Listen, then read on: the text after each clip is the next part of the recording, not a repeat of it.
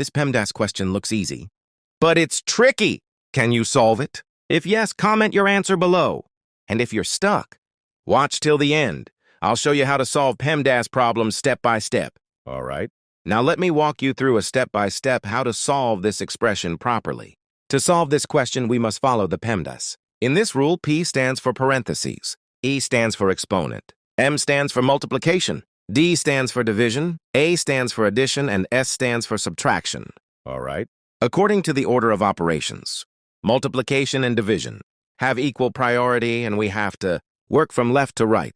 So here, first, we have to do this division, then this multiplication. If we do this multiplication before this division, it is wrong. So first we have to do this division.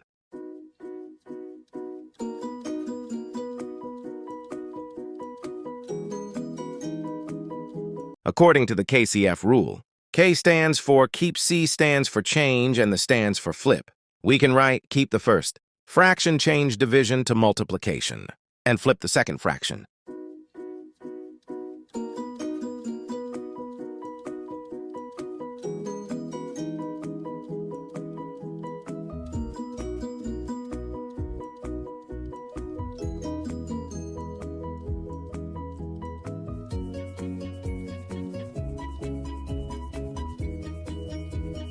However, it's really important to understand that multiplication and division have the same level of priority, and we must perform these two operations from left to right.